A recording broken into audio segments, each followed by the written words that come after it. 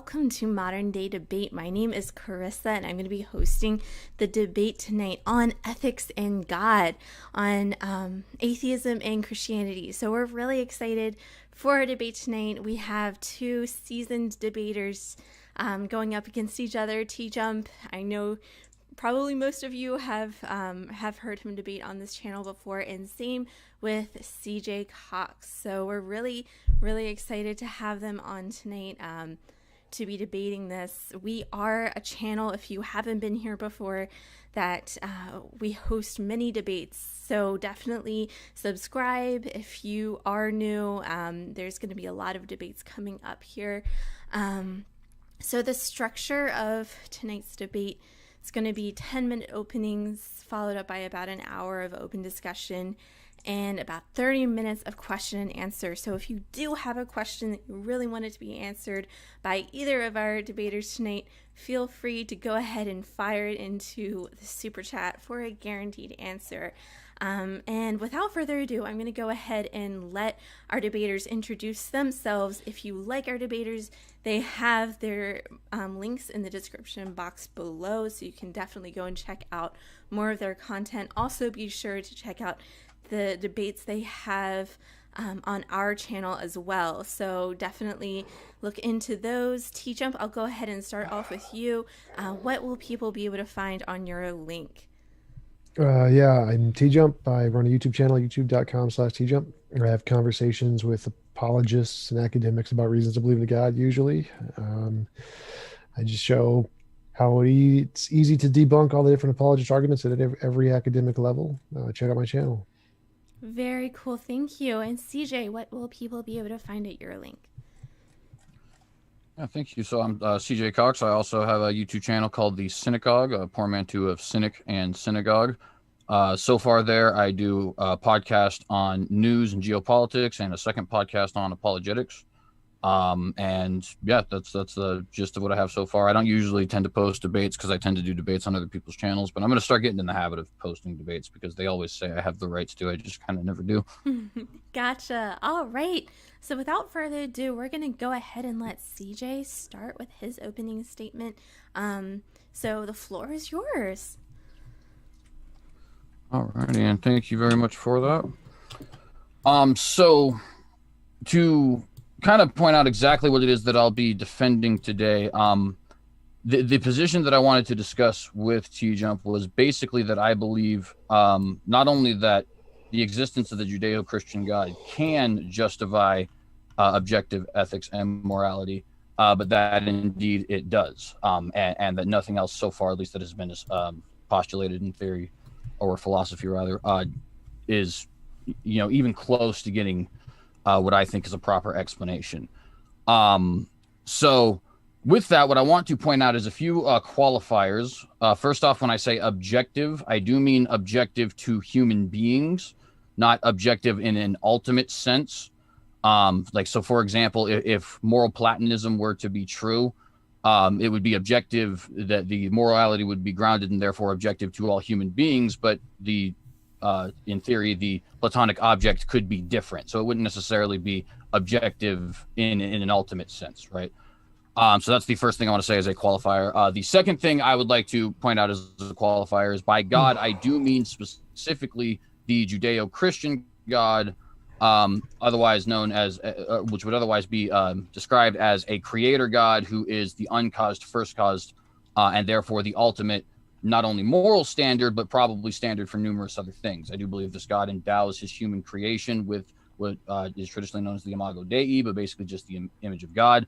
And that as a result, we as human beings are able not only to perceive and understand things like morality, but also things like creativity, logic, so on and so forth, which of course will not be the things I'm necessarily defending here today. So I think the first premise in trying to prove something like this is pretty simple, that does morality exist or does it not? Of course it does. Even people who believe in subjective morality do believe that morality exists, right? Secondly, I would postulate that if morality does exist, it can't really be subjective or consequential. What I mean by that is favorite colors, quote unquote, right? They don't exist in any sort of ultimate or objective sense. They are just simply the opinions of whoever happens to be around, right? And so nobody would argue about favorite colors or maybe favorite flavors of ice cream or something along those lines, or just as another way of saying preferences or opinions, right? In the same way that we do have these arguments about morality. With morality, there seems to be something ingrained in humans where we think not only is it true for me, but true for thee as well. We all seem to have an understanding that morality does exist and that it is objective, even if we don't necessarily know what exactly is objective in the moral framework and in our moral conversations. That doesn't necessarily have to be a point of contention if TJump does accept objective morality exists. I'm under the impression that he does. If not, we can certainly discuss that. But that would get us to the third point, which is, of course, what can potentially justify objective morality. And I would say thing number one, it would have to, of course, be unchanging. God, in theory, could change, just like a platonic object in theory could change. But the God of the Bible, as described in the Bible, is an unchanging being, and therefore his morals would also be unchanging. You would have to, this cause of morality would have to be personal. Reason being that laws are only given by and understood by personal agents. Rocks do not understand laws. And to a certain extent, even animals do not understand laws, right? Your dog does understand that rules come from you, right? But the dog is never going to establish his own system of moral laws by himself. He does need an outside agent in order to teach him. I would personally kind of go after some of these other ideas in that. So, for example, a platonic object would be unchanging. It would be something that's eternal. It would be something that is outside of humanity, so on and so forth, meet a lot of the same qualifications that God would. But that's actually, therein lies my problem with something like a platonic object, right? Is that it's essentially God, but instead of saying it's a person, you're saying it's an object. If you have something like, for example, best of all possible worlds theory, well, best of all possible worlds theory is, first off, deistic. Second off, does happen to have a lot of its own personal flaws. Like, for example, if we live in the best of all possible worlds, then every single one of the murders that has occurred in this world needed to occur and therefore was moral. If you were to have something along the lines of like a consequentialist framework, consequentialism fails because it really doesn't explain anything. The means justify the end, but of course you're assuming that the ends are good. What exactly is the definition of good? Then you get back to the subjective versus objective question, so on and so forth, right? And so none of these things tend to give a proper explanation, in my opinion. And of course, that's not a super in-depth, hour-long video, but it's just to sort of give a general idea of where I come from, right? Not your bullet-pointed kind of thing, but just, like I said, a general idea of where I come from. And then from there, I would yield to TJump. Go ahead, TJump. You can go ahead for your 10-minute open. Sure. So objective means true, independent of a mind. If morality is contingent on a God, it's not true, independent of a mind. So it's by definition subjective. You can't have something be objective for one person, but not objective for another, because that's like saying an object exists for one person, but doesn't exist for another, which makes it by definition subjective. It's kind of what it means. So if you can't have morality be objective for us, but not objective for a different mind, that literally it's a contradiction. You're just admitting it's subjective. So that does not work at all. CJ just kind of admitted that God-based morality is by definition subjective. Secondly, I think he defines objective as unchanging. Well, that's not what objective means. Like, you can have a mind who has a consistent opinion about something, and that's still, it's a subjective opinion. It doesn't matter if it doesn't ever change its mind. It's still a subjective opinion. Like, I can like ice cream, and if I never stop liking ice cream, it's still my subjective opinion, even if that never changes. The fact it never changes isn't what makes it objective. Is it independent of a mind? Platonic objects are not like a god. He just said, like, hey, they're like a god except not conscious, so not a god by definition. Like, that's very strange that he thinks there's, I don't even know what he was trying to say there. Like, doesn't make any sense at all. Best possible world isn't deistic. That's just a factual error. Animals don't need an agent to understand laws. They make up their own moral laws all the time. You don't need an agent for that at all. They just have certain intuitions inherent because we're social evolutionary animals. They don't need an agent to understand laws, and they understand gravity just fine. Laws don't need a lawgiver. It's just a dumb argument. So he's just got a bunch of factual errors in his intro. But beyond that, A God-based morality can't account for objective morality, because when we're saying you need to account for objective morality, it's kind of like saying you need to account for the laws of physics. There's a whole bunch of different qualities you need to account for. And why is this law proportional to this law? And John Carroll's introduction in his conversation with William Lane Craig, where he just lists here all the things you need to explain objective morality or objective the fine tuning. The same thing applies to morality. Like the things you need to explain in explaining objective morality is it needs to be mind independent, it needs to make future predictions, it needs to correspond to our moral intuitions, it needs to account for moral progress, it needs to answer the philosophical problems in the field of ethics, it needs to solve the moral dilemmas in the field of ethics. If it can't do those things, it doesn't account for objective morality. Like if it can't give us the equations of gravity, it can't account for gravity. God isn't mind independent, doesn't make, well, it can make future testable predictions, like we may meet God after we die or whatever. So it's all right. Does it correspond to our moral intuitions? Well, no, like God doesn't correspond to our moral intuitions at all, especially not the Christian God, the baby drowning, Genesis 7:21, the killing innocent children, Exodus 12 and 29, releasing chemical weapons to kill thousands of people in Numbers 16:41, sacrificing children is immoral, Judges 11:30, destroying cities full of people because they disagree with you, Judges 14, genocide, 2 Chronicles, Joshua 6, Deuteronomy 2nd, Deuteronomy 3rd, Numbers 31, Samuel 15.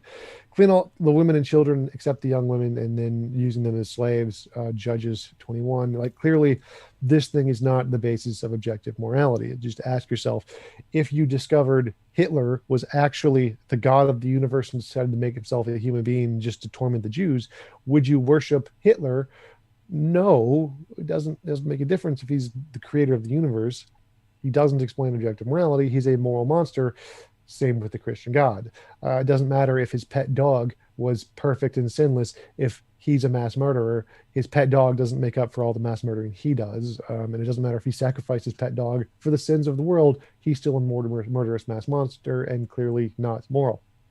So, no, the God of the Bible does not account for moral intuitions. He's clearly immoral and just obviously not a basis of objective morality. Secondly, it doesn't account for moral progress. Like, why are societies getting more moral as time goes on? Like, it doesn't make any sense under Christianity, because we're apparently actually getting less moral, probably by some dumb metric. So Christianity can't account for moral progress. It doesn't answer any of the philosophical problems. It fails for the reason of the Euthyphro dilemma, which is why it's rejected by pretty much every philosopher.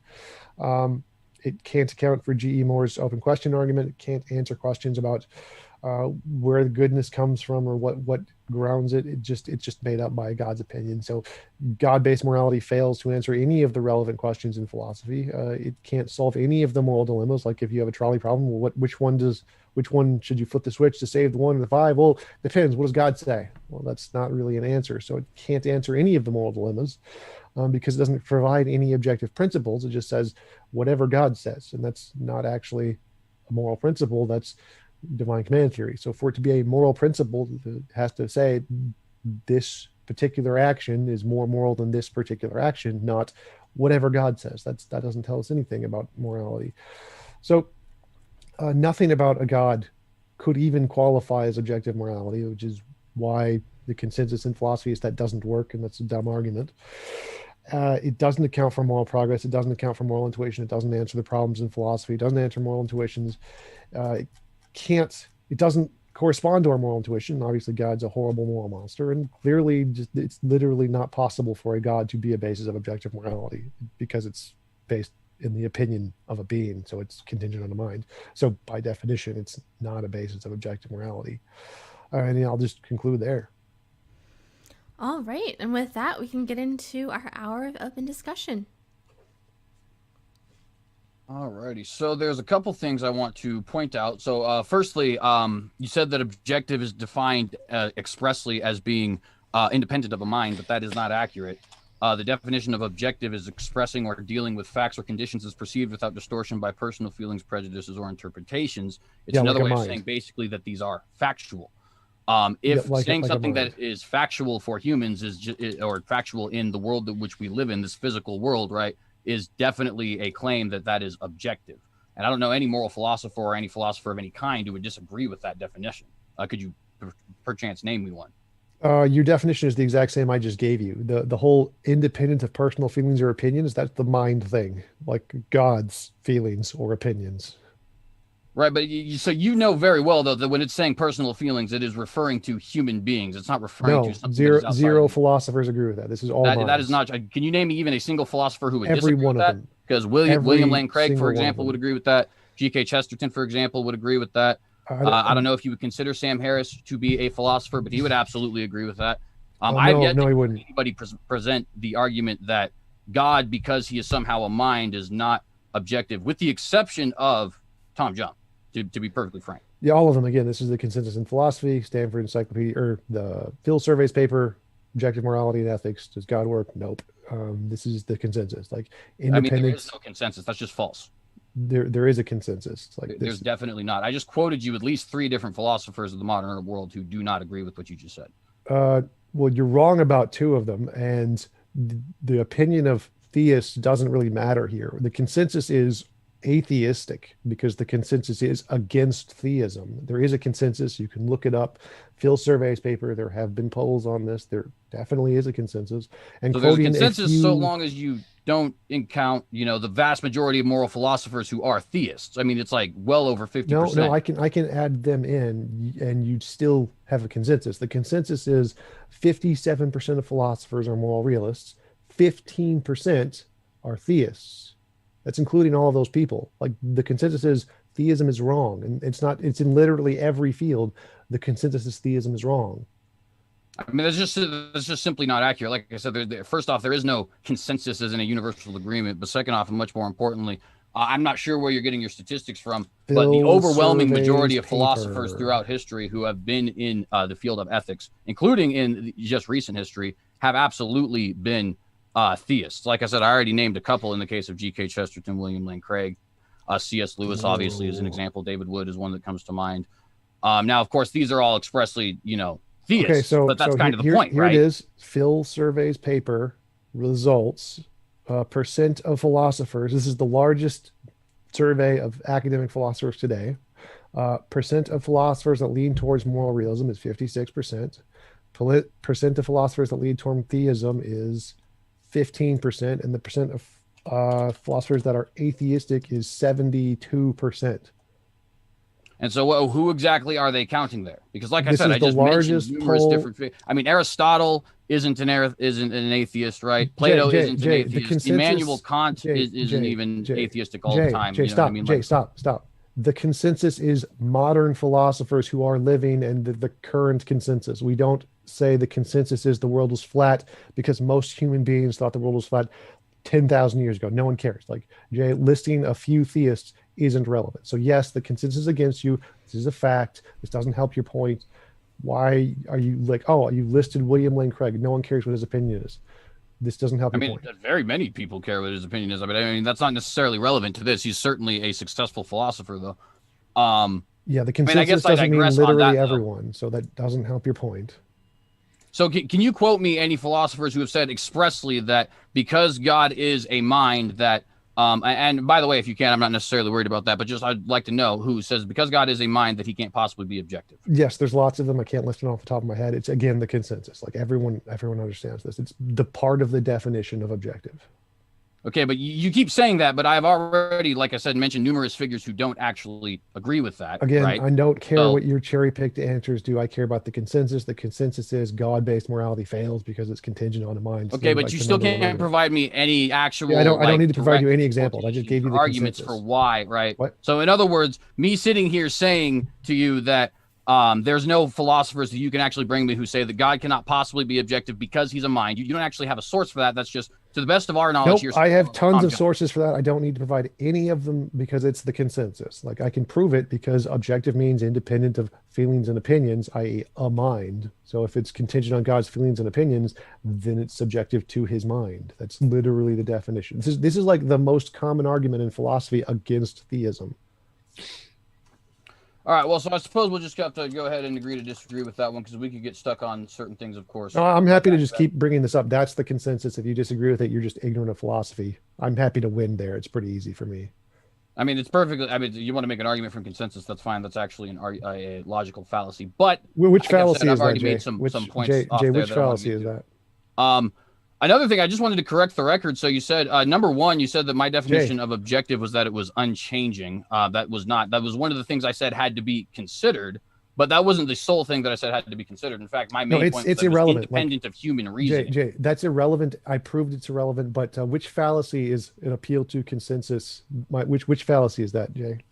That would be both the appeal to consensus fallacy and the appeal to authority fallacy, actually. Oh, really? So if I go to the Stanford Encyclopedia Philosophy of Fallacies, it won't literally just prove you wrong in 5 seconds? No.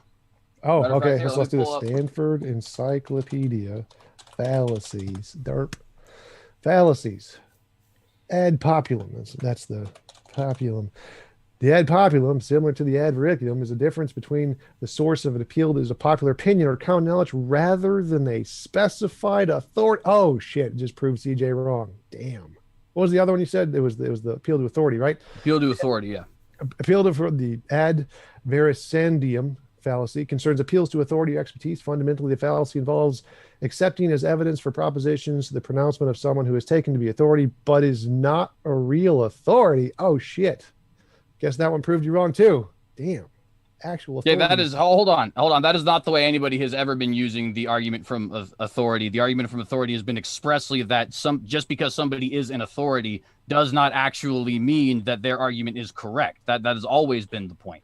So the Stanford Encyclopedia Philosophy is wrong about fallacies. Oh my God! Like what? This is good. This is huge. Gotta put a correction into their academic papers and shit. They apparently don't know what an argument for authority is. Like, if you can find anywhere in the entire Stanford Encyclopedia where it actually says that and doesn't actually use this definition, I would be impressed. Go for it. Have fun with that. I mean, I guess I'm not entirely sure about the specific Stanford Encyclopedia, but just to give an example, right? So, because you can go, obviously, when you go to Wikipedia, it does actually have the little numbers here, right? That shows you where they're getting their sources, right? Okay. And so so it's saying there's a fallacious argument that concludes that a proposition must be true because could you go to the number? Just go to the number. Obviously, consciously encapsulated as if many believe so, it is so. Now you can obviously go down to here to their, let's see, where is the list of references, right? And you can see where they actually have all of their references down there. Yep. Could you go to the source for me, please, where it says that? Yeah, let's see. So go back. Oh, wait a minute. Here's funny. The argument on the wiki, the argument from authority, also called appeal to authority or argumentum ad vericandium. Oh, wait, that's what I just read you from the Stanford Encyclopedia. Was that actual argument? For an argument from which the opinion of an authority's topic used evidence to support the argument. So I didn't say that. So again, this is literally showing I'm right here. And I actually have the actual paper from the University of California, which literally says the same thing. It's saved on my Discord where I can actually find it for you. It also says it's not fallacious if it's a actual authority, because that's the consensus again on the topic. So you just don't know what the fallacies are. You don't know what the field is. You don't know anything about the topic pretty much. So would you conclude then that if the consensus of a field did say a certain thing, like for example, if in the 1700s and the consensus of the medical field in Britain declared the miasma theory of disease was correct, would you then say that therefore that means that's correct? I would conclude that's good evidence to believe it at the time period. So, but is it therefore that means it's correct, right? Because that's supposed to be the whole point of a logical fallacy, is that it's not necessarily a bad argument, but it doesn't actually prove the argument you're making. Right? No, if it's like a definition, here's how we define something, then the field literally gets to define it, like, because that's how definitions work. Like, it's not like there's an objectively true definition of objective. It's how we use the term. It's not. Okay, like, but that's not actually answering my question, though. Would you conclude that is, miasma, Jay, that's literally the miasma answering your theory of question. disease was correct because there was a consensus of scholars in the field that said it was correct? Jay, that literally just answered your question. If the truth of the word is contingent on how we use it in philosophy, then yes, the majority of how people use it does determine if it's true. Like that's what makes definitions true. So we're not asking a fact about reality here. It's not like we can discover the term objective or the definition of objective hidden under a rock.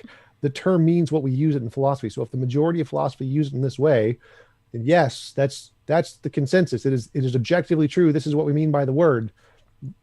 Okay, so but that's apart from the question that I'm asking right now. What I'm asking is, Would it be accurate reasoning to say in the 1700s that miasmatheria disease is correct because there is a consensus of scholars in the relevant field? Yes or no?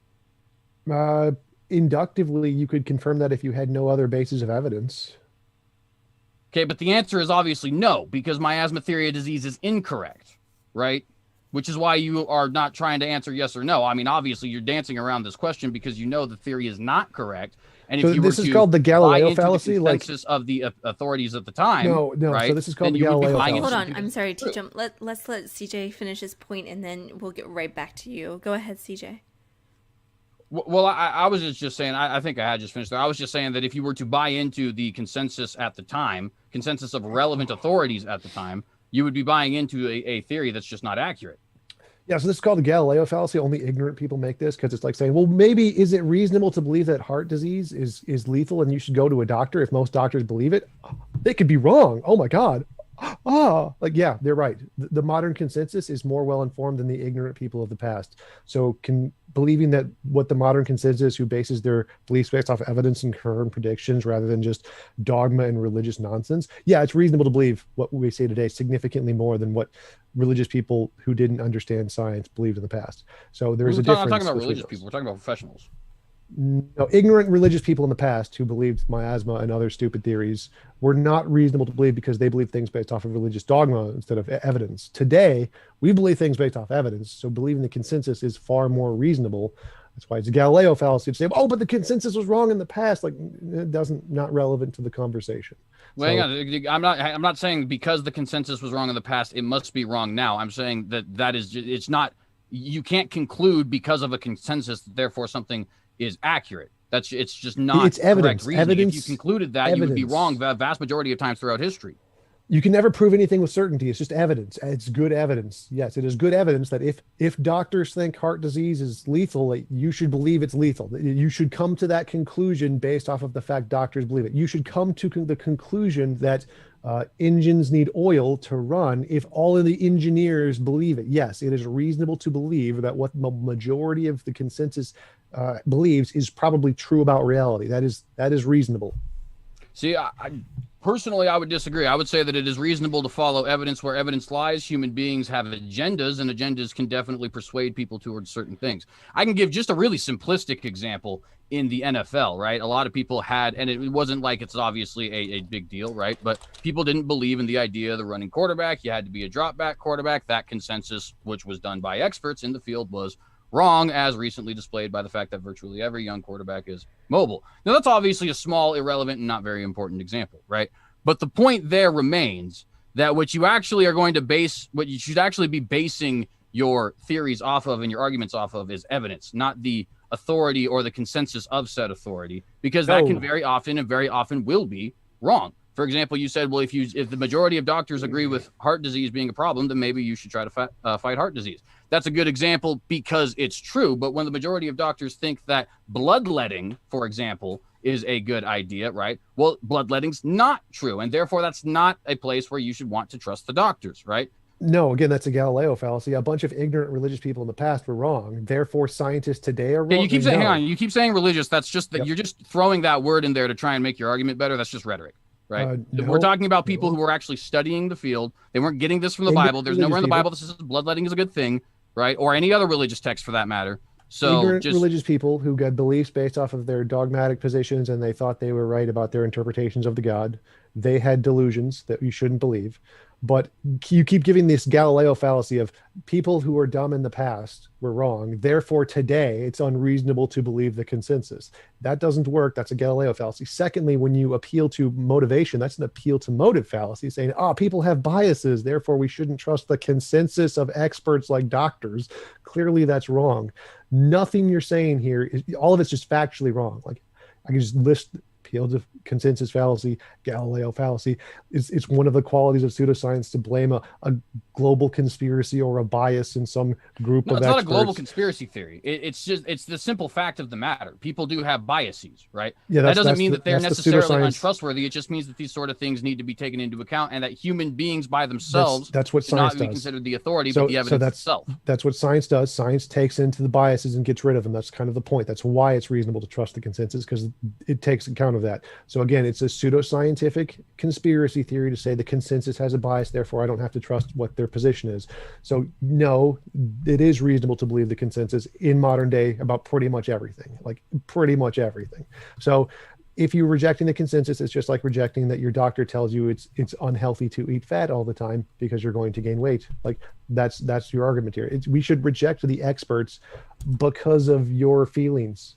You're the one with the bias. Not accurate. So in fact, your argument, that's exactly what you're saying. So that's again, literally none of not. this. My None argument of this, is saying that you need to take the evidence Jay, into shut up account, and stop not interrupting. just simply what people Shut are up and saying. stop interrupting, Jay. So again, your argument is just insanely stupid. Like it's saying don't trust your doctors. That is your argument here. No, it isn't. I'm giving you the exact definition in the field. I'm giving you the consensus, the best expert in the field. And no, you do not trust evidence because you're not qualified to look at the evidence. The experts are qualified to look at the evidence and evaluate whether it indicates one conclusion or the other. Not you. You're ignorant of the field, as I've proven in like 10 different cases over the past 5 minutes. They're qualified to assess this. You're not. So this doesn't help your case at all, and it doesn't have anything to do with morality. I'm just telling you, this is what the field says, this is what the experts say, or this is how they use the term, which is objectively the case because it's literally how they use it. So it's true, this is how they use the term. And so this you just got it wrong in those cases. But again, none of this helps your case for objective morality. Like this doesn't help your case. This is what the experts say, this is how they use the terms. Whether so far, the only case you provided for me is that there is a consensus of experts that says that objective morality can happen without a God. So quite literally, this is actually expressly related to the point. I just want to point that out. And by the way, I understand that this sort of thing is somewhat frustrating for you for some reason, but the simple fact of the matter is I have shown here that just because the consensus of a group of experts happens to be one way, that does not mean that that is the actual facts. Right. And you can say, well, you're not qualified, this, that, and the other thing, but that doesn't change what is the actual facts, which is the consensus of a certain field does not equal factual argumentation. It's just simply not the case. That's the Galileo fallacy. So that proves you wrong again. Like we could all be in the matrix. So the experts of geology could be wrong. It doesn't make hold on, because I need to correct you there, because you keep saying because the consensus could be wrong and therefore I have some level of skepticism about a consensus. That means that I am concluding everybody needs to have a skepticism of every single consensus. But that is just simply not the case. Just because I might be skeptical, for example, about whether or not doctors are right about the medical benefits of marijuana, that doesn't mean that I might be skeptical about whether or not doctors are right about the current theories on, for example, heart disease, right? Those two things can be completely unrelated from each other. Right? Just because I'm skeptical of one consensus doesn't mean I have to be skeptical of all consensuses. That's just wrong. I never said you did. That's a straw man. You literally have expressly said the argument that you're giving is that you shouldn't trust your doctor, and I have not said anything close to that. Right. That's not literally your argument. That's an analogous argument. So you're claiming that the people who are most qualified in the field, who understand the arguments, who literally define how the terms are made, their opinion on how the terms are made doesn't matter because, well, they could be biased because your position is ridiculous. I'm not saying that it doesn't matter. I'm saying it's not an argument. It literally is an argument. That's the same thing. Matter and is an argument for the case. Same thing, Jay. Oh my God. It's simply not. Like I have said, I have shown here expressly, and quite frankly, anybody who's honest in the audience can see it. I have shown here expressly that the consensus of experts in the relevant field does not equal truth. So we can just go ahead and move on from that. I want to point out also, you just evidence, not truth. So again, the fact that it doesn't equal truth, like again, all of the experts could be wrong about the fact the world is round. We could be in the matrix. So their opinion doesn't equal truth because nothing does. We can't show truth. We only have evidence to indicate the truth. We have justification, and the consensus is a justification. It does count as evidence, which I proved from reading the Stanford Encyclopedia of Philosophy on what counts as evidence. Those are not fallacies to do that. This does count as evidence. So does it prove truth? No. Is it indicative of truth? Yes. This is a good conclusion that you're wrong. In fact, it is 100% proof that you're wrong about objectivity, because that's literally, they get to define how the term is used. So they can prove you wrong on that. So yes, this is relevant evidence that you are objectively wrong about philosophy. and how this term is used, which again, but you haven't even addressed any of the actual points I made that proves that God can't be an objective morality. You're just arguing with the consensus's definition of objective, which doesn't help you. Wanting to change the definition of objective. I mean, I guess that would help you if you could do it. You can't. This is the consensus. You're wrong about that. So move on to one of the actual arguments I presented that God doesn't work. I mean, I've absolutely addressed them, and I mean, if you don't want to address that, that's certainly fine. But we can move on, obviously, to some of these other points. So you said that God does not actually, God cannot be a justification of morality because he doesn't line up with what we would have in our basic moral intuitions, and brought up things like the flood and so on and so forth. Yeah, drowning babies. Right. So that's completely irrelevant. There is no reason that our intuition needs to necessarily be correct. The fact that we have an intuition is really the only argument that I've ever heard theistic philosophers put forward. Not that the intuitions that we do have are, excuse me, necessarily trustworthy. So would your position be that any possible intuition to the contrary of something would indicate that that certain thing is not a moral truth? No, my position is that drowning babies is definitely immoral, and God drowned babies. Right. So what does that have to do with whether or not that's a justification? So in other words, let me rephrase that. So that intuition is definitely contradictory to objective morality. Right. So what does that mean as far as whether or not God is the grounding of objective morality? What does your intuition that is wrong have to do with whether or not God is actually a grounding of objective morality? Because God drowned babies. Drowning babies is objectively immoral. Therefore, God is objectively immoral. Okay. So, I mean, just to play devil's advocate, why is it objectively immoral? Like, what do you have to ground that? Evidence. Such as the evidence of everything in the field of ethics. That's literally the foundation of everything in ethics is drowning babies is for fun is wrong. That's kind of the whole foundation of the field. And if you want to say, oh, that's all, no, the whole field is wrong. First off, you just added a qualifier for fun. That's not what is portrayed in the Bible. So we're going to have to disregard that because God drowns people in the Bible due to judgment, not because it's entertaining to him. In fact, it's expressly said to be the opposite. God is not willing that any should perish. But let's remove that qualifier because you didn't have that qualifier at first. Just the thing of drowning babies. And again, I am kind of playing devil's advocate here because I agree with you drowning babies is wrong. But explain to me in TJump's worldview why drowning babies is wrong. Because it's immoral. That's why it's wrong. It's based off of what? Evidence. What evidence? Well, we have lots of indicators. That is, like our moral intuition is an indicator. Moral progress is an indicator. All of the arguments in the philosophy are an indicator. And if you try to answer it differently, you get wrong answers to the moral intuition, moral dilemmas and moral progress, moral philosophical problems and morality. If you try to answer those questions with a model that says drowning babies is for fun is right, and then you get wrong answers. So any model that adopts that principle is definitively wrong about answering objective morality. So you gave two things there that I could deduce, and correct me if I'm wrong here. Intuition, your moral intuition was an indicator, and moral progress was an indicator. Is that accurate? Moral intuition, moral progress, answering the philosophical problems in philosophy, and answering moral dilemmas. Those are the four different lines of evidence. Okay, so I mean, answering moral dilemmas and the questions in philosophy doesn't necessarily have to do with drowning babies per se. Because that's a very specific question. I specifically said any model who adopts this principle gets the other ones wrong too, because it's a part there. That's one of the things. Moral dilemmas, drowning babies. We can phrase that as a moral dilemma, not a problem. And if you try to create a model in which that is the case, it leads to problems when you address the philosophical dilemmas as well, or like the Euthyphro dilemma, G.E. Moore's open question arguments. The other ones, I forget what they are. So any model that adopts that is wrong. Like God drowned babies. I'm trying to ask babies is immoral. Right? God is immoral. So we have already had not an indication, but just outright saying that moral intuition does not necessarily mean that something's immoral, although you did say it's an indicator, to be fair, right?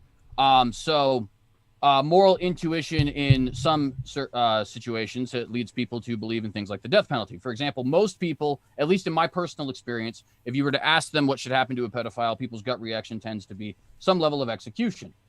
Yet that seems to be in direct contrast with the moral progress of the West, which seems to be directly opposed to execution. In fact, our own Supreme Court has ruled against it twice in regards to rape in 1978 and in regards to pedophilia in 2003. So one thing which you have used to say that baby murder is wrong, your moral intuition, is actually being is actually in conflict with one of these other things. And obviously this wasn't for baby murder, this is for execution. So I had to rephrase that a little bit. One thing, the moral intuition, which most people's moral intuition, at least in my experience, tends to be executing pedophiles is good. And that's factually wrong. So Pew studies show that it's the opposite of the case. Most people are against the death penalty in right. That's actually exactly what I'm saying, though. If you were to ask people the pointed question, they're going to say no. They're going to say the death penalty is immoral. Most people from their emotions start to suggest, because it's their gut reaction, that something like execution or something like that is correct. And yet that's wrong. The progress of society tends to be that we actually move away from those sorts of things in a non-emotional fashion. Oh my God. So no, again, that's wrong. People have asked this question and the majority say, no, the death penalty is wrong in all cases. We should not kill people. We shouldn't kill them. Okay, but you're not, when you ask them that question, you're not asking them the pointed question about a specific thing. You're also asking them in the form of a census. I understand that I am relying on antidote, but I have yet to see a single person who is not in the the field of philosophy who has not answered this question with more than just the initial thought of, yes, absolutely, they should be executed. In fact, it's very popular, not only in just, circles that just happen to be around people. And of course, everybody else can give their own antidotes in the audience. But if you look at things like internet culture and stuff like that, you obviously see lots of people like that. Now, of course, does that mean that everybody agrees with that? No. But my point is, I have yet to meet a single person who has actually answered this question when you ask them directly, what should happen to a pedophile? Something other than, something, if it's not murder or execution, rather, it's usually much worse than that, like some level of torture of some kind. And yet that seems to be in direct contrast with what people want in their government. When they're just asked the general question of as to whether or not we should execute people, they tend to not like executing people. And so we progress one way, even though the intuition of people seems to go, at least in my own experience, another way. That's wrong. So again, no, I pretty much everyone I ask doesn't say that. So I don't think I've ever met a person who's actually said we should just kill them. I don't think that's a thing. But again, none of this stops the fact that God is the pedophile in this analogy. God is the one who's murdering the babies. So that's kind of the problem. Again, that's just rhetoric, though. You're not actually making an argument as to why these things are. So, like I just said, you just had the moral intuition and moral progress, but moral intuition and moral progress can be in direct conflict with each other, and they're not even universal, by the way. Progress, morally speaking, this isn't relevant to my argument. So my argument here is that this intuition that we have is evidence. It doesn't tell us what is objectively moral. It's just we have a phenomenon, like a cup falls over. If the cup falls over, that's a phenomenon. So we have a phenomenon. We're trying to explain that. It doesn't tell us why the cup fell over. So moral intuition is the phenomenon. And the moral intuition we have says killing babies and drowning babies for fun is wrong. And once again, you added the qualifier for fun. Stop interrupting. Stop interrupting. This is our position. This is the grounds of our morality. This is what we're trying to explain. So if God drowned babies, God is immoral. That's it. We're not answering why it's moral. We're not answering why it is immoral here. We're just saying that's immoral. We know that, and we're trying to describe why that's immoral and to answer the question, what is objective morality?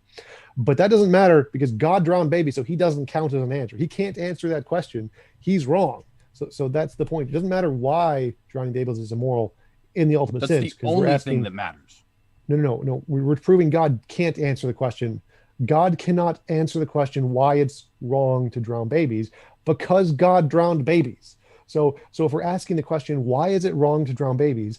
Because God doesn't work because he drowned the babies. He's the one who did it. So the problem here is that when we think of morality, we tend to ask the question, why is it wrong to drown babies for fun or not for fun, whatever. And since God drowned babies, he can't be the answer to why, because he did it. He's the pedophile. He's the one we're thinking of trying to kill in here.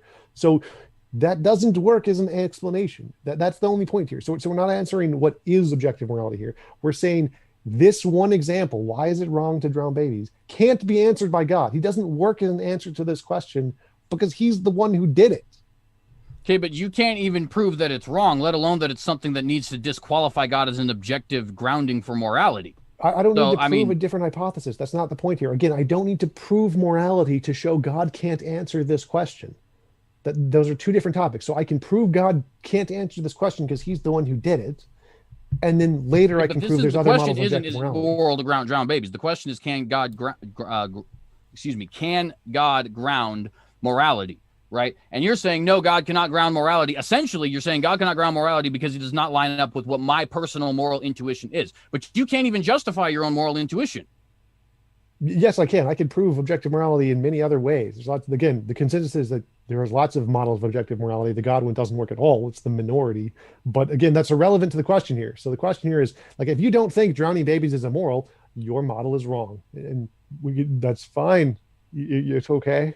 Like you can take that position. It's okay. Drowning babies is moral under the God hypothesis. So that's morality under God, and that just proves my point. This is what happens when you think God-based morality works. That's not at all what I said, though. What I have said is that you cannot justify drowning. You just keep saying, the only thing you keep saying here is drowning babies is wrong. Well, why? Well, because my moral intuition says drowning babies is wrong. Okay.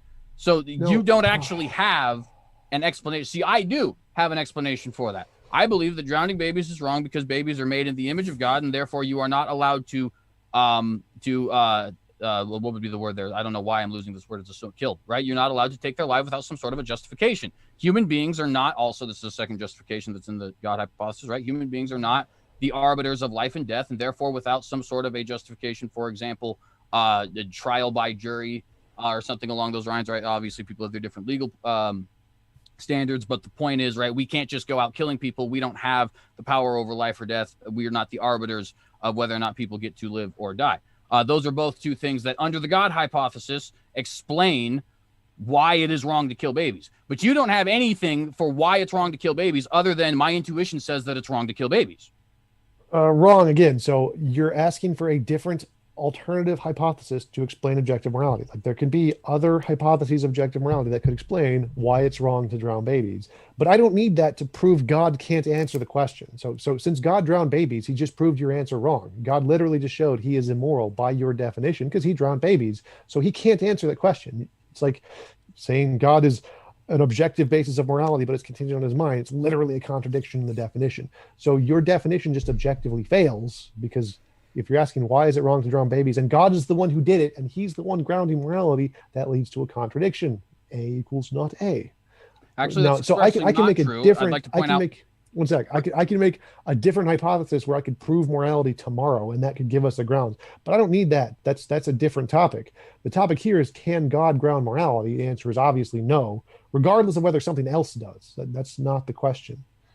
So that's definitely not the case. Let me explain why. So reason number two that I pointed out is as far as the second reason why drowning babies would be wrong under the God hypothesis, right, is because human beings do not have the authority to take or give life, at least not without some sort of a judicial process or something along those lines, right?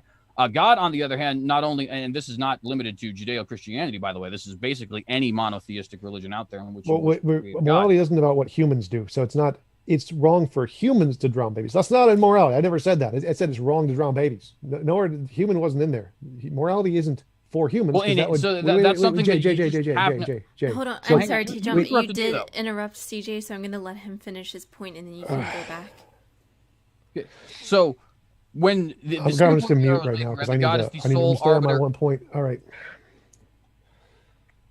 So the point there that I was making, that God is the sole arbiter of life and death, right? Means that God, not only is he going to be the sole person who is allowed to take life or give life, but he's also the sole person who does it anyway at any time. God, as the author, is going to be the taker of all life and the giver of all life in every single way that it is taken. I know that that's something that a lot of people don't typically put forward, but it absolutely is the biblical truth. It's what the vast majority of Orthodox Jews, it's what the vast majority of fundamentalist Christians have believed all throughout time, that God operates similar to the way a human author does. It's not that we necessarily don't have free will, but in a sense, things are predestined by his pen, for lack of a better term, right? So in the case of the Christian God claim, it is actually objectively that I can't keep addressing all the gibberish nonsense forever. Like, no, if it's contingent on humanity, then it's subjective to humanity. So that proves it's not objective morality. So if you define morality based off of what humans can do, that is by definition subjective, doesn't qualify as objective morality. For it to be objective, it has to apply to God too, because he's a mind. It has to be immoral for God to drown babies. It's not objective. That's expressly the opposite is true. The source of something is not bound by the said something. Like, you are not, if you create a computer, you're not bound by the computer. You're outside of the computer. God, if he is establishing morality, is outside of the purviews of morality, even if he decides to abide by it. Again, so if God isn't bound by morality, then it's not objective. It's subjective. It's subjective to God. That's kind of what it means. So you've Yeah, just but proven again, it's not I did objective. point out at the beginning of this that the definition I am using for objective, which you did not provide any philosophers who disagree with this definition, by the way. The definition I am using for objective is objective to humanity, right? It is not objective to the source of morality. Just like if you remove I proved that wrong. if the platonic object was different, then proved things that would be wrong. different. But we're not talking about that. We're talking about again, the way the hypothetical Jay, platonic object is. Jay, too much filibustering here. Objective, you can't have something be objective for one person but not objective for another. That's literally a contradiction. That Yeah, but literally it's what not. It subjective is objective for all means. people, but it is not objective to the Minds, source of minds. it. The source, by definition, Jay, must be outside of it. It doesn't matter if you say people or minds here. It has to be objective for all minds, or it's not objective. It can't be objective for some minds, but not objective for other minds.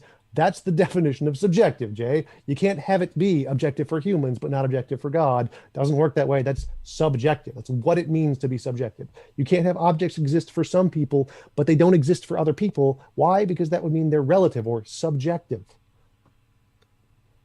Well, I mean, I guess to a certain extent, then you're just not willing to operate with the pretenses of my argument, though. Like I have made perfectly clear, and at virtually all theistic philosophers of any religion of any kind, as well as moral Platonists, as well as, I mean, just most people who argue for things like moral objectivity have always pointed out that the objectivity is not obviously going to be subject, or the source rather is not going to be subject to the law. That just simply doesn't make any sense.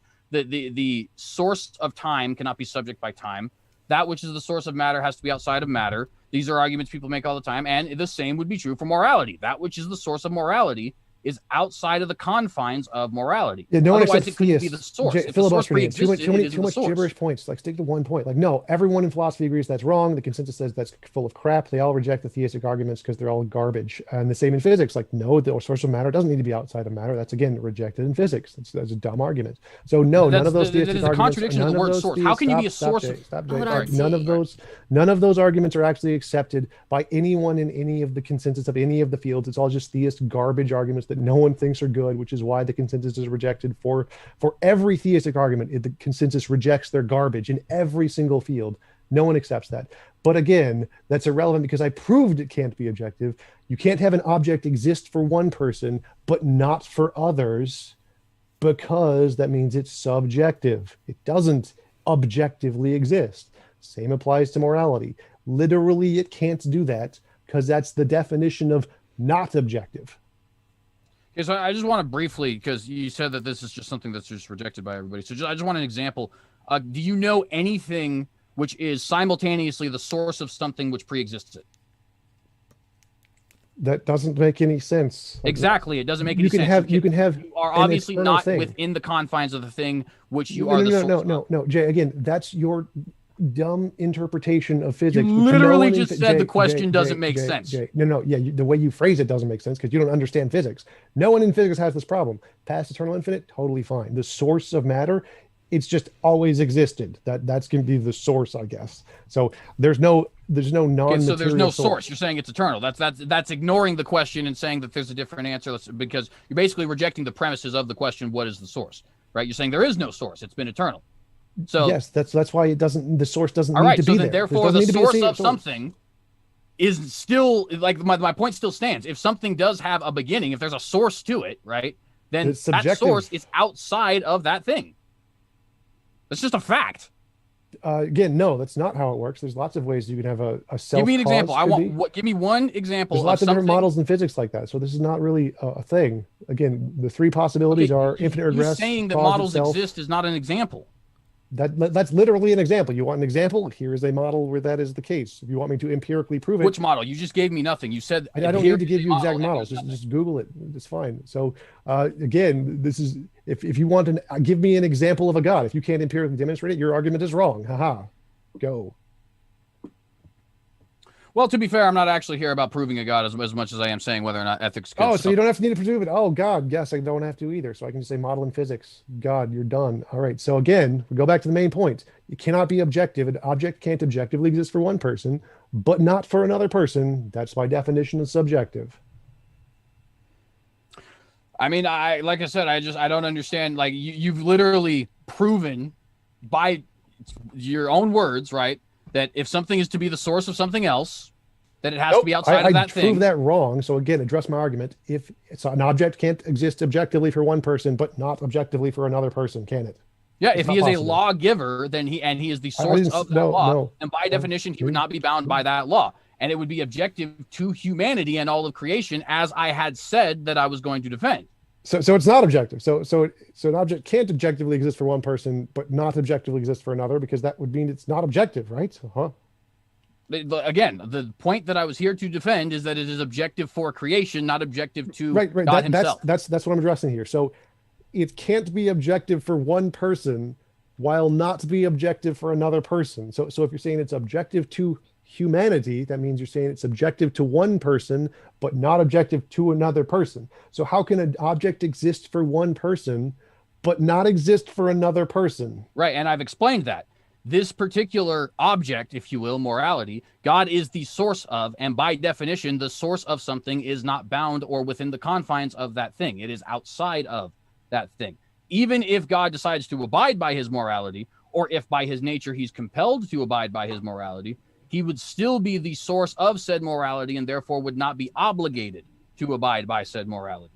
So I'm not talking about the obligation here. So I'm saying it's not objective. That's the point. The word objective here is the point.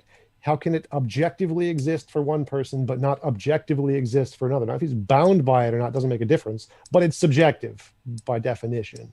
Well, and like I said, I even conceded that at the beginning, that if you want to talk in an ultimate sense, I will concede that there is an ultimate level of subjectivity. Just like it's ultimately, if moral Platonism is true, it is subjective to the Platonic object. If the Platonic object were different, hypothetically, then things would be different. The Platonic object is the way that it is now, and so things are the way that they are now, right?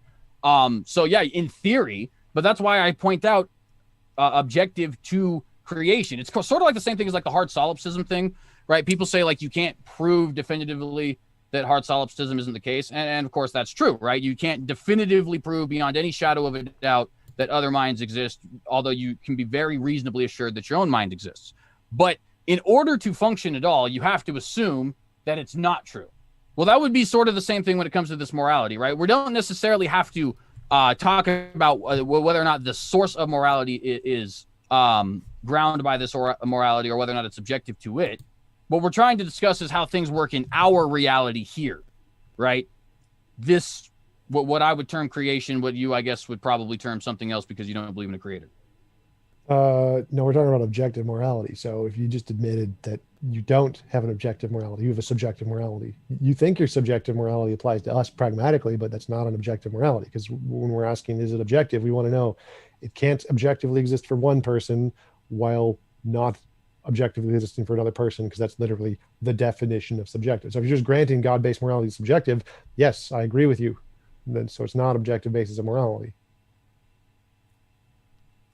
Well, like I said, I mean, it's only if you're going to talk in a strictly and totally ultimate sense, but in every pragmatic way, right? And because of the fact that it is to all of creation, in every pragmatic way, it would absolutely be objective. There's not a single human being who is outside of it.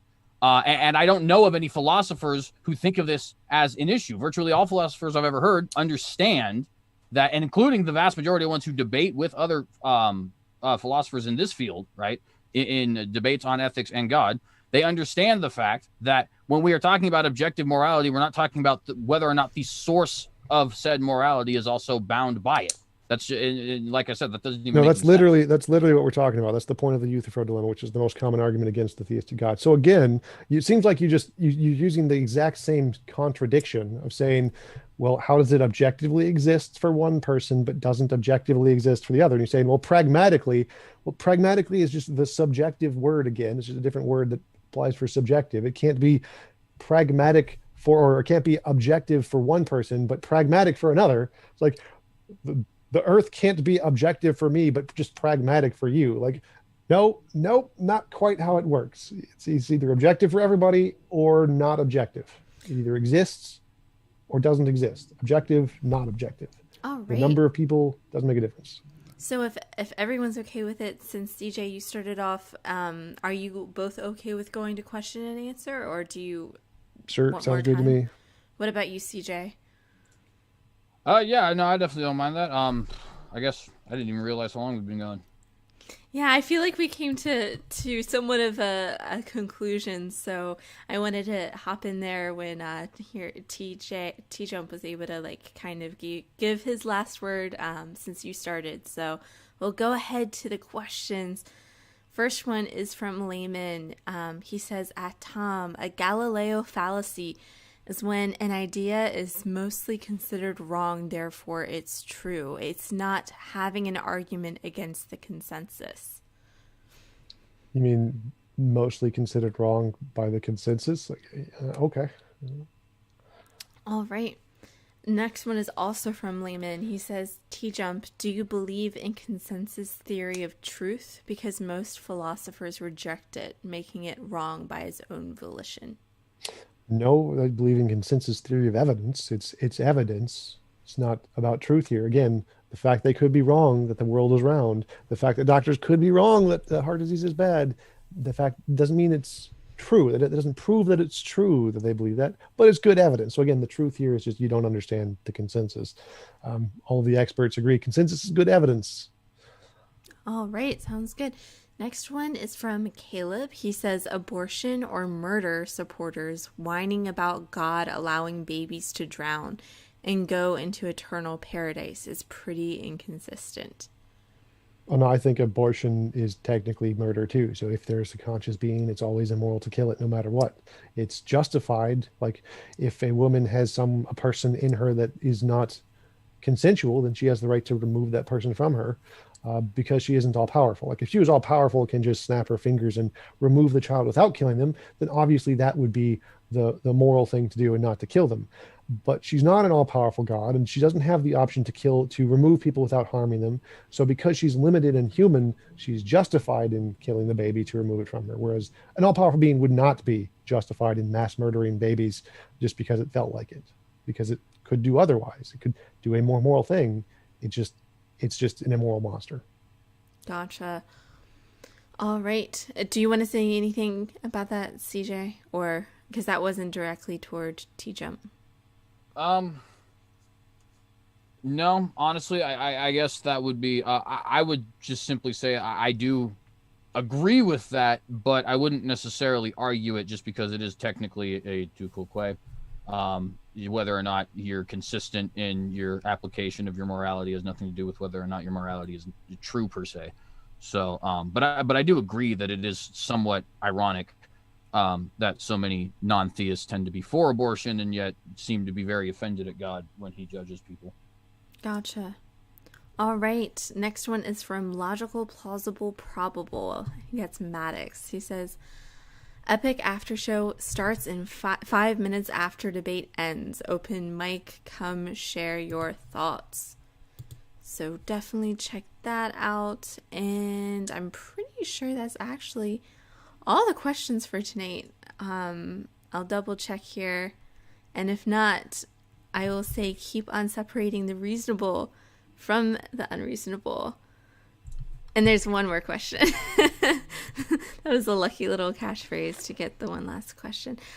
One last question is from Helianthus. They say, if I create a glass cage and put ants in it, the cage exists for me too. I'm just not restricted by it.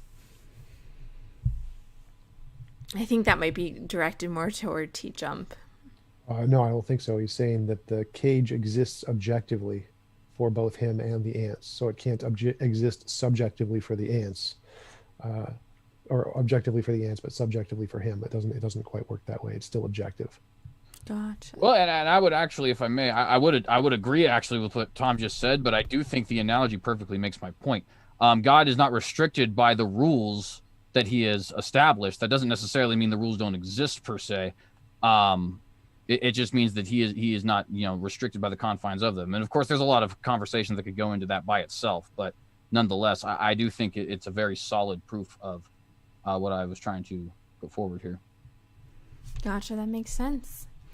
All right. Well, thank you both so much for coming on and for taking the time out of your busy schedules. I know there is actually another debate on Tuesday about creation versus evolution, so definitely be sure to tune into that.